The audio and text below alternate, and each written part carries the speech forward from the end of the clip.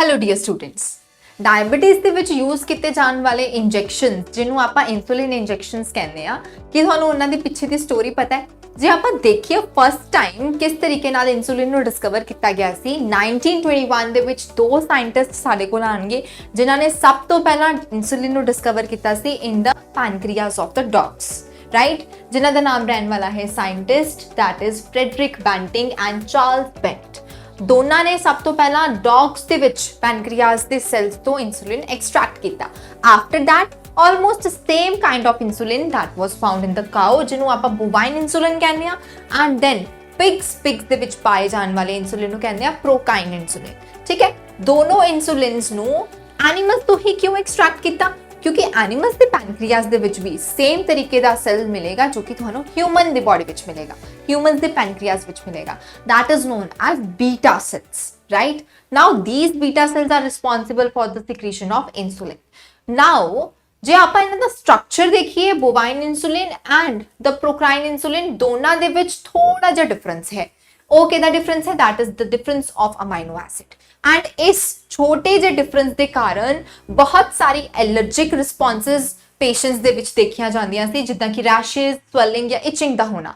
ਕਈ ਵਾਰੀ ਤੇ ਇਮਿਊਨ ਸਿਸਟਮ ਦੇ ਰਿਸਪੌਂਸਸ ਦੇਖਣ ਨੂੰ ਮਿਲਣਗੇ, ਜਿੱਦਾਂ ਕਿ ਫੋਰਨ ਬਾਡੀ ਵਿੱਚ ਅਟੈਕ ਹੋ ਗਿਆ ਐਂਡ ਉਸਦੀ ਬਾਡੀ ਨੇ ਉਸ ਨੂੰ ਡਿਸਟਰੋਏ ਕਰਨਾ ਸ਼ੁਰੂ ਕਰਤਾ, ਜਾਂ ਫਿਰ ਬਹੁਤ ਸਾਰਾ ਪਿਊਰੀਫਿਕੇਸ਼ਨ ਦਾ ਪ੍ਰੋਸੈਸ ਜਿਹੜਾ ਹੈ that is required ਤਾਂ ਕਿ ਆਪਾਂ ਕੀ ਕਰ ਸਕੀਏ, ਇੱਕ ਐਗਜ਼ੈਕਟਲੀ ਹਿਊਮਨ ਇਨਸੂਲਿਨ ਵਾਂਗ ਸਟਰਕਚਰ ਜਿਹੜਾ ਹੈ ਉਹਨੂੰ ਬਣਾ ਸਕੀਏ। ਸੋ ਇਹ ਸਾਰੀਆਂ ਪ੍ਰੋਬਲਮਸ ਕਿਤੇ ਨਾ ਕਿਤੇ ਵੱਧਦੀ ਡਿਮਾਂਡ ਨੂੰ ਮੀਟ ਨਹੀਂ ਕਰ ਪਾ ਰਿਹਾ ਸੀ, right? So what happened, the scientist and the technology of recombinant DNA that came and ਜਿਹਦੇ ਕਰਕੇ ਆਪਾਂ ਕੀ ਕੀਤਾ, almost same kind of humulin ਜਿਹੜਾ ਹੈ that is formed. Now what is humulin? Humulin ਇੱਕ ਏਦਾਂ ਦਾ ਇਨਸੂਲਿਨ ਦਾ ਮੋਲੀਕਿਊਲ ਹੈ ਜੋ ਕਿ ਆਪਾਂ ਰਿਕੰਬੀਨੈਂਟ DNA ਟੈਕਨੋਲੋਜੀ ਨੂੰ ਯੂਜ਼ ਕਰਕੇ ਇੱਕ ਬੈਕਟੀਰੀਆ ਤੋਂ ਐਕਸਟ੍ਰੈਕਟ ਕੀਤਾ ਹੈ।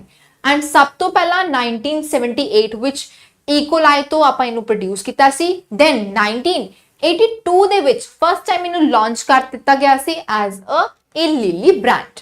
ठीक है, now what is the special thing about this humulin? A humulin almost 100% identical है to the human insulin.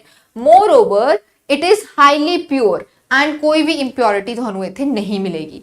Minimal allergic reactions ਦਿੰਦਾ ਹੈ and large quantity ਵਿੱਚ ਆਪਾਂ ਇਹਨੂੰ produce ਕਰ ਸਕਦੇ ਹਾਂ, ਯਾਨੀ ਕਿ ਆਪਾਂ demand ਨੂੰ ਵੀ meet ਕਰ ਸਕਦੇ ਹਾਂ। Moreover, it is more safer as compared to the previous insulin molecules that were we using.